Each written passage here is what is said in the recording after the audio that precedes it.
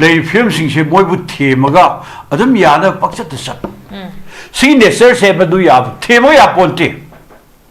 lei bak sim machet kai na tanja swai da moi bu thema se no ya tanja na te dak law na center law noi kari pa me wari sa si law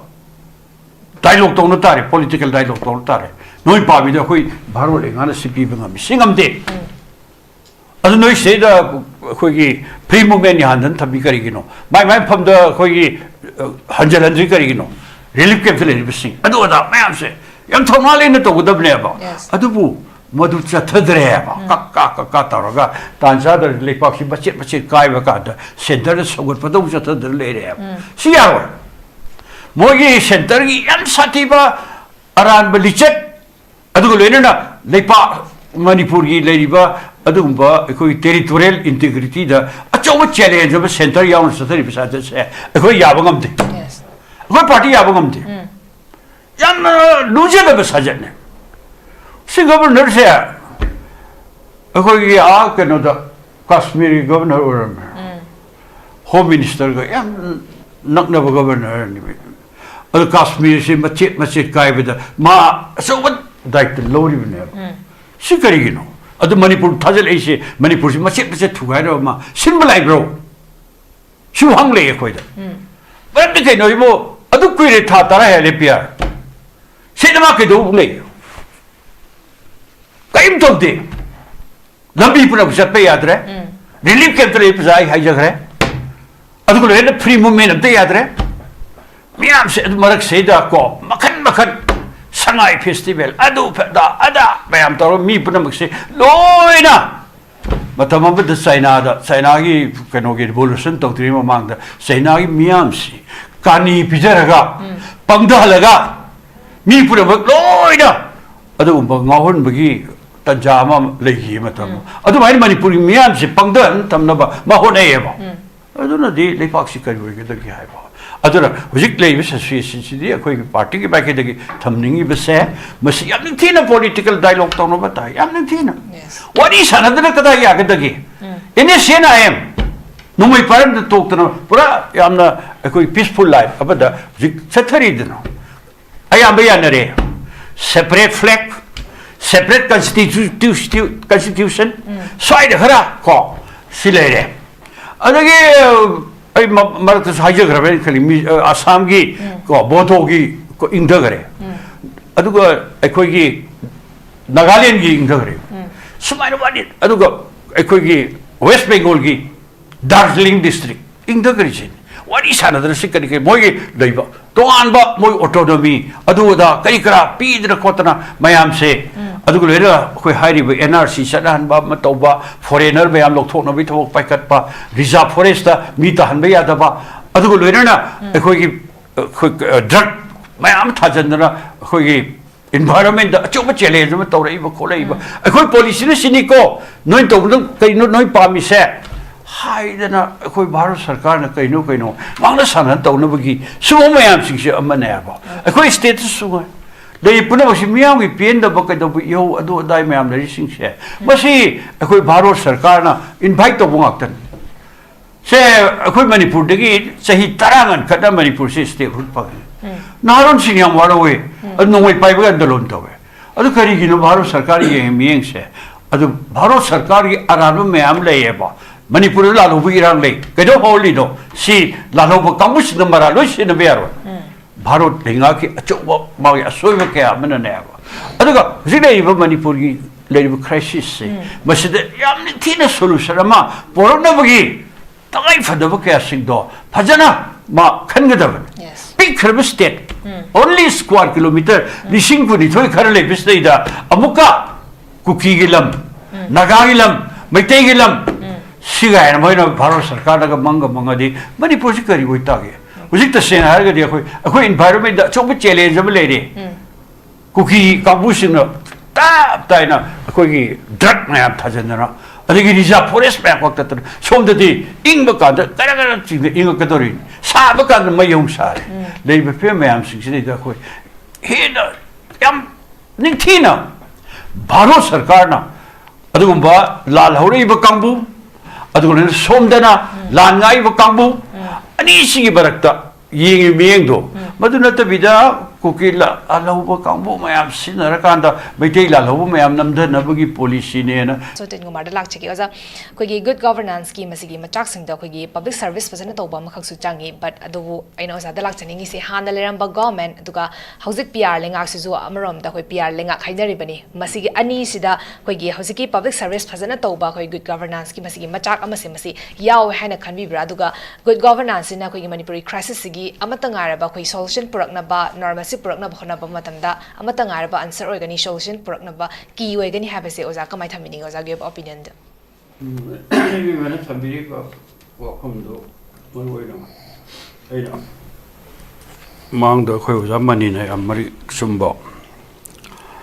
adumba afaba lingak amagi yes tangai phadaba kari kari darkar laiba khotpa da phajana thambi gare aina telaba matam si manung da kharadung thamjini si akhoi si akhoi bharot lenga pairi ba BJP ki sarkar se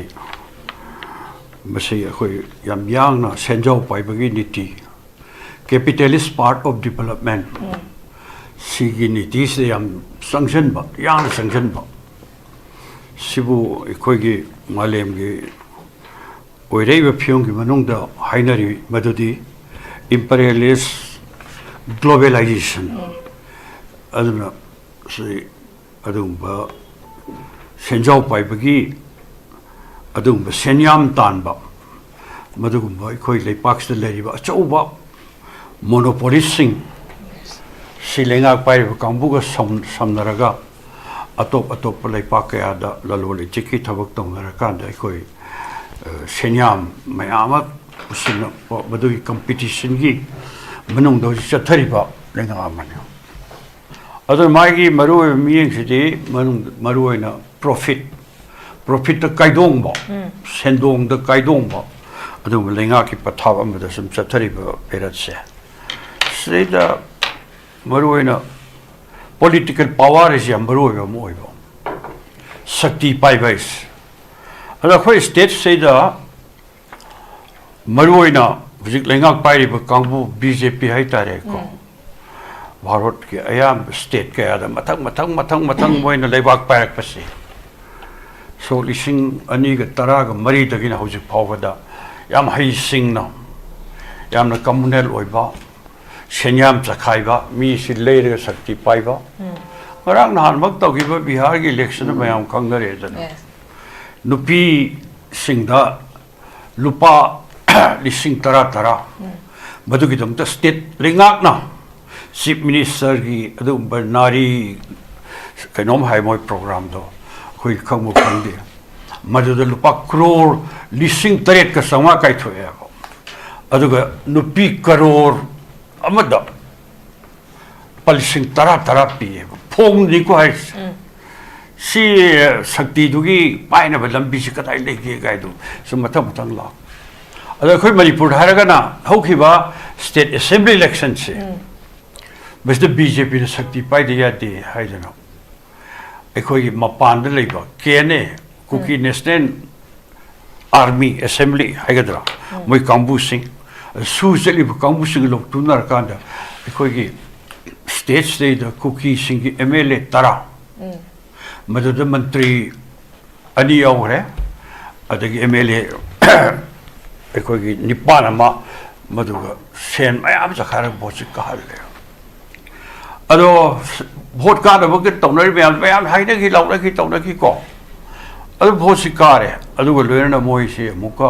ekhoi tongan separate administration gi lenga moi samdaru ba moi tongaru ba sarkar yana ba policy mayam sing sina maru ar kanda ekhoi nga city maru ina ngasi ekhoi gi state si tongan ba leipak ani thokpagi yamna oiningai oiba ekhoi Manipur gi apun bagi territorial integrity achauba sapu mala si kanar sin bano lenga pai ba kangbu da masana thaksa ba langda masana thujaba dum to re oire ba besta mayam sing state ngasi di ekhoi leipak si da lenga amana to dum thabuksi haring matamda territorial integrity demand doctrine ai da afabalinga amgi sajatu karai chali ge ba maroina mapandagi lakpa kangbu amadi su sare ba kangbu singa loktu na kanda koi poppy plantation tawre sahi bida crore lising kuntra mari ma tale reserve forest map noi ko thoka da mul maim sajale mapandagi lakpa kangbu mayam adu renam adu mapangi adu koi cookie sin kangbu sing se lak na khujing or kanda manipur pusale si afa sarkar amgi sajat la ba ade khar le gadi ko lan tore hore adu le na ma pham du da maru na major ke no moina kunyam ta ba ko cookie sinau sin kunyam ta ba ma pham du kundaram ba adu mai te mi am loi ta thore si mo sa so li singam sa ban mo dra do or ma yo zamni ke no gi naga cookie yehud naga me ama ko kogi kangpo pi khangde churachandpur khangde more khangde me am tangare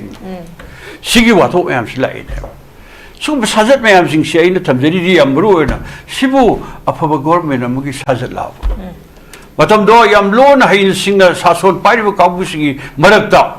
yam hain sing na support to me hujik su me am haineri sin kendra sarkar na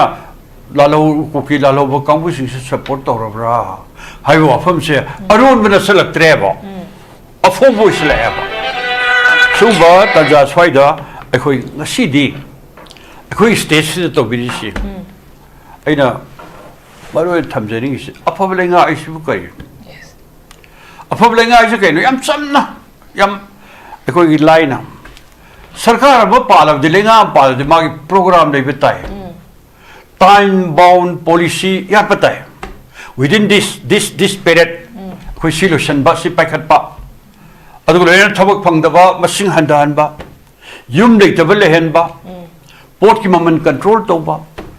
adu le public distribution system in hojik sanari se yam ning thina mi pum ting na lekta lar sing interest thabak ya pai khat pa adu le hojik koi mangdu uri ba bharat sarkar pai khat pa program mayam se khudam mahatma gandhi rural development khoi kan hogi mishamani tho subi program pai dina ko si masing suna ba mian bi phangana bhona ba karmachari masa sing adugum ba master role aduga tongan ba workshops mogi kusuman se minimum wage saiduna sarkar lepi bathak to madudi honna bhona bi ba yes sine sing program kharse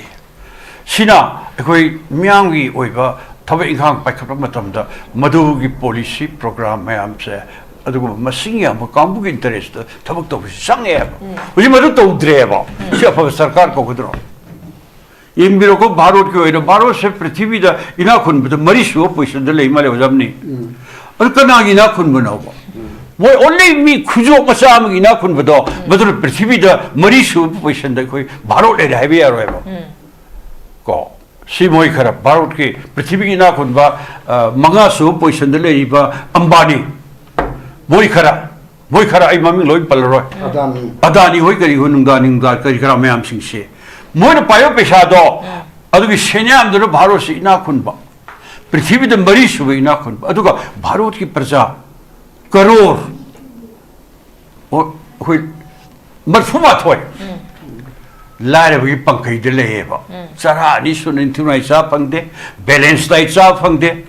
अदुगो ले मयुम लेते अदुगो ले तमा त खंगपोक त ले ले quack थब yum दे ले पे ले शुभम लेते नोभम मफम राम खंगदे भारत सरकार पैकेट पे पॉलिसी प्रोग्राम तो मोगी साखुम दे योगते सिबो अफब सर लेंगा अमगी थोक्सिला से हंगबया बो हंगने अदराइना अफब लेंगा अमगी हैबता बथन दुम लाक्सिगे अदुबु सुमाइना सुम लेंगा अफब लेंगा अमन तो उदम थबक मैम से कोई भारत तो उद्रेबा इफोम फोना शक्ति पाइनो होना का नगा साइ कोई मणिपुर दा ओइरे दु होगी बि इलेक्शन अदु बथकता कोई साइड यौ शक्ति पाइनो होना बता भोट दा रुपा लिसिंग तरा यो योरे मंगा यो योरे कुन यो योरे सि कैनो बा सेन पिरगे मी ले बिसि भोट चोर दरगा कैनो दैनो हबा अदो खरने रे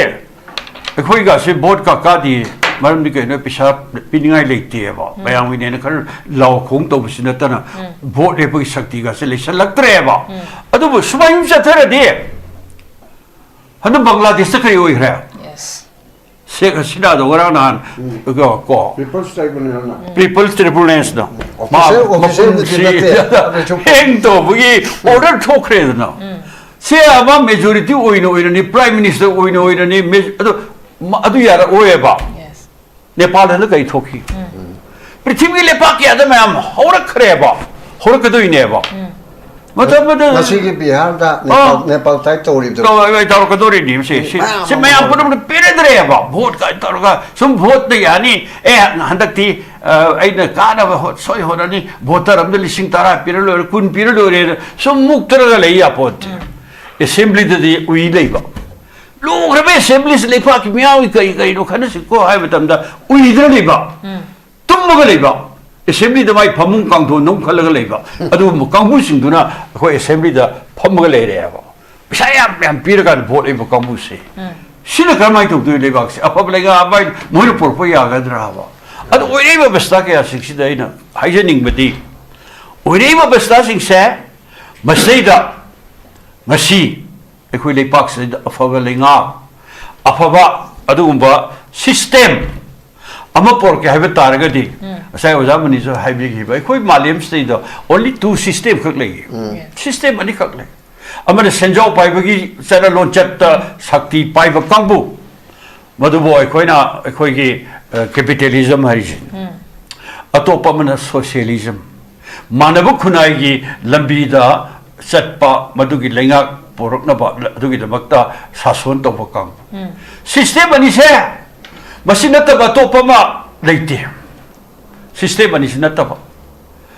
Ado sistema ni simanunda senjau paiviniti si miyam pamuktra sai mang da hajagrido. Vote ka na kara miyam hore. Sakti pai pen wik kholo lore makan kya yo kya le. Ado basi ahong ba awon bado madu la na bugi lambi part amane. Socialist system da. Ado kasi miyam pen diri kaya sing sidi ai sai mang da senjau paiviniti de miyam pen da ban. Ado kasi di manabu khunai lambi se ado ngai solution sampan taraga taret ki ado ba October ki tarik kun manga ari ba calendar ado ano ba calendar da November ki tang taret numis the Rus saribele pakto madu the great October socialist revolution in ho gi ba si the maram warka the prithvi se koi system ni se sara kar re ba to e ba ado kasi di hojik system ni mayam ubire Yes. senjau pai bele ngak mayam to pen da bagi kholo mayam ai sabdela ke batam sai phasa raw jilo sala ka dore aduga atopa ban dana socialist system wakada asi ubiro China socialist system makada Vietnam Laos Cambodia Mongolia hariba Asian passage da mayama aduga Latin America gi lepak mapan Sina si socialist country. Cuba na singba. Cuba ay si 1957 da ako socialist system da olak paninga si di ba mapan sure Latin America. Ado manung da election da phajana on balipak kayam si yori kuda mo ni Mexico. Si vote olim ni ko lep na sarkar pai bai si. Ado ka ako ki Brazil si ole ni ko. Ado oiba bestas da apabalinga haido moy de leyeb. Apabalega hari boy delay. Yes. China da thabak phangdaba leite lare hitaba leite ahan punamak loina nuaina khoi swaida naharon jing ki pak ta koirga leitana China da halaman jing se moi pak ta nuaina le mayum leitaba leite halaman thagi tolop kai ba leite Okay. mai thabak phangdaba leite adu ko loina na balance diet loina mak sai hojik mi amagi punsibugi chang se China ra thangai bu khongthang se kamai tawge mi am se sei samyang khai punsi na ba moi kan hona re ba nuai tra da de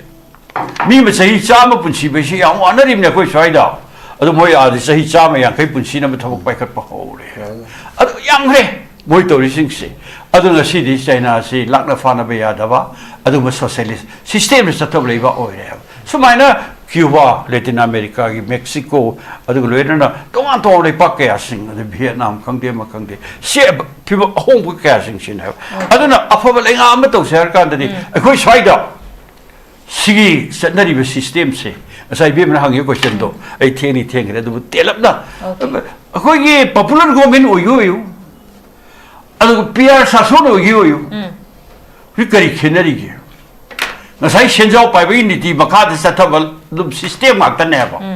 Other Hanagi government to quite a barrel given the corrupt of a Sarkar, the boy. How did you show PR Sarkar, quite a job, Aduba Sarkar?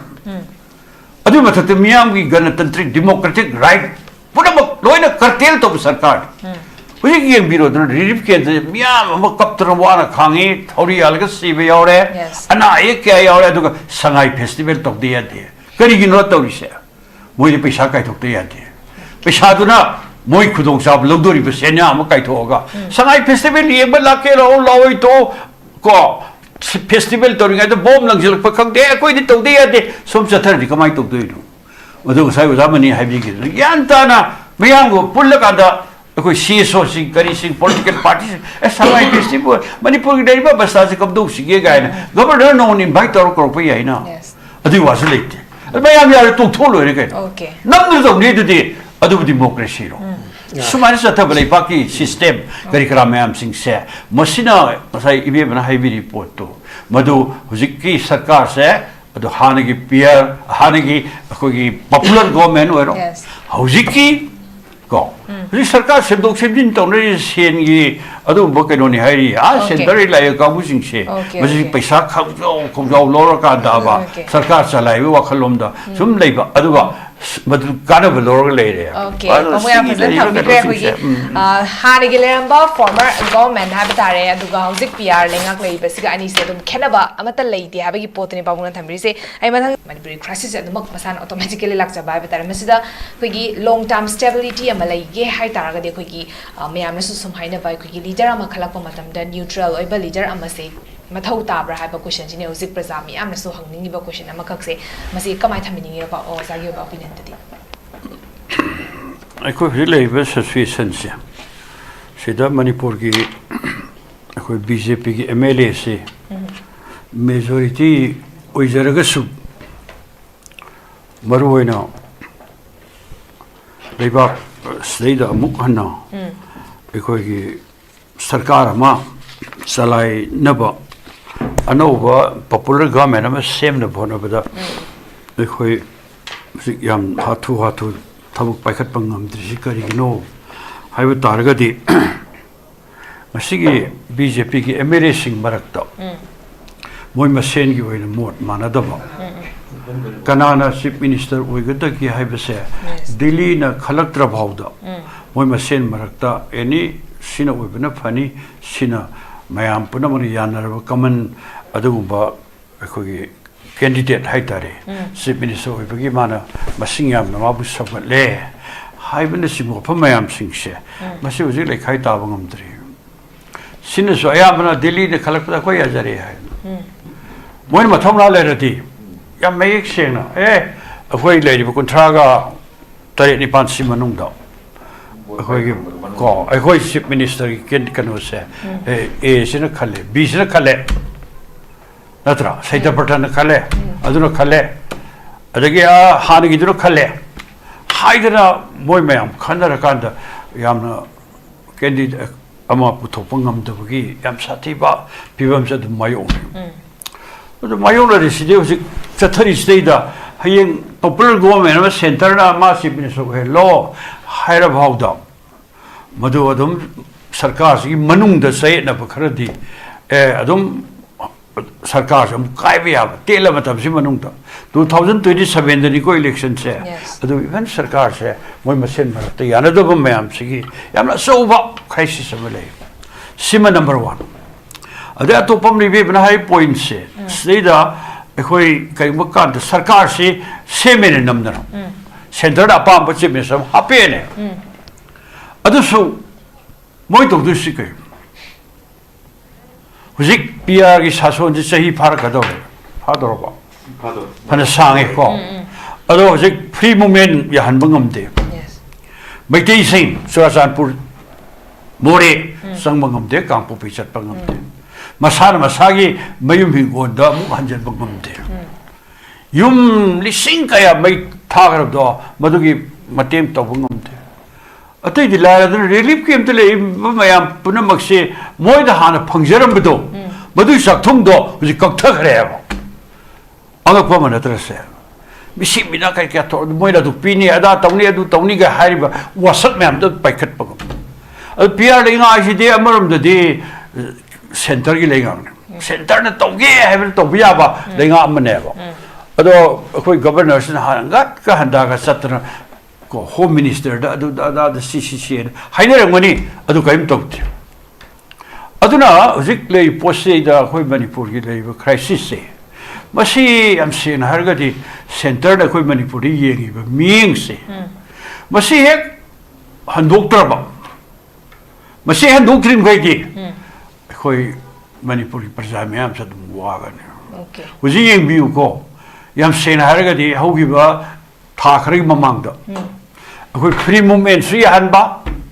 I took a sue suddenly become she's extent of Su extent of her. Free moment the other.